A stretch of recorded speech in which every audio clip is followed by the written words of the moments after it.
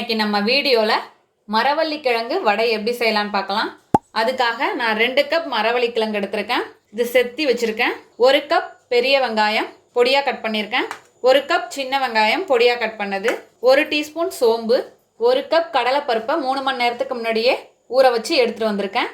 அதோட 5 வரமிளகாய் சேர்த்து ஊற வச்சிருக்கேன். கொஞ்சமா கருவேப்பிலை பொடியா கட் பண்ணது, 1 டீஸ்பூன் இஞ்சி பொடியா கட் பண்ணது, 1 டீஸ்பூன் பூண்டு பொடியா கட் பண்ணது, உப்பு தேவையான அளவு, எண்ணெய் தேவையான அளவு. இப்போ எப்படி செய்யலாம்னு பார்க்கலாம். இப்போ ஒரு மிக்ஸி ஜார் எடுத்திருக்கேன். இதில் கடலைப்பருப்பை சேர்த்துடலாம். நல்லா தண்ணியை வடிச்சிட்டு இதில் சேர்த்துக்கிறேன்.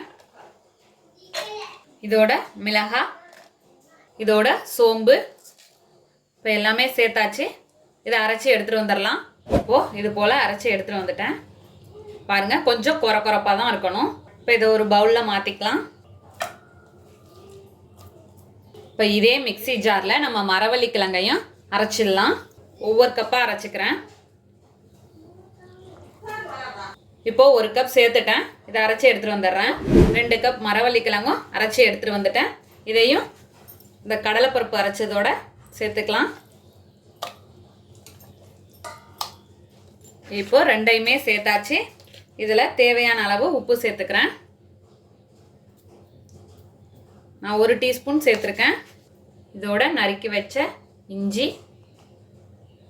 பூண்டு, சின்ன வெங்காயம், பெரிய வெங்காயம், கருவேப்பிலை, இப்போ எல்லாமே சேர்த்தாச்சு. இப்போ நல்லா கலந்துக்கலாம்.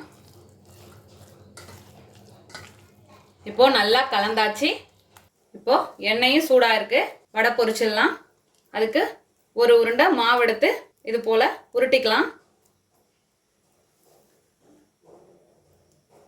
உருட்டிட்டு இப்படி ரவுண்ட் ஷேப்பில் தட்டிக்க வேண்டியது தான். அப்படியே எடுத்து எண்ணெயில் போட்டுடலாம். மீடியம் ஃப்ளேம்லேயே இருக்கட்டும்.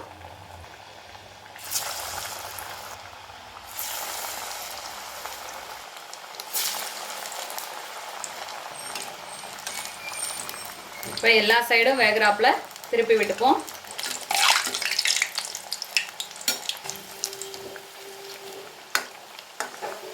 வேகட்டும்.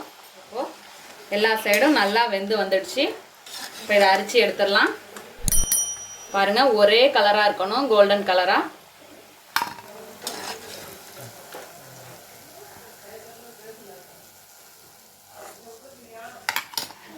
அவ்வளோதான், நம்மளோட அருமையான அற்புதமான மரவள்ளி கிழங்கு வடை தயாராகிடுச்சு. இதே போல் நீங்களும் உங்கள் வீட்டில் செஞ்சு பார்த்துட்டு எப்படி வந்துச்சுன்னு கமெண்ட்டில் சொல்லுங்கள். தேங்க்யூ.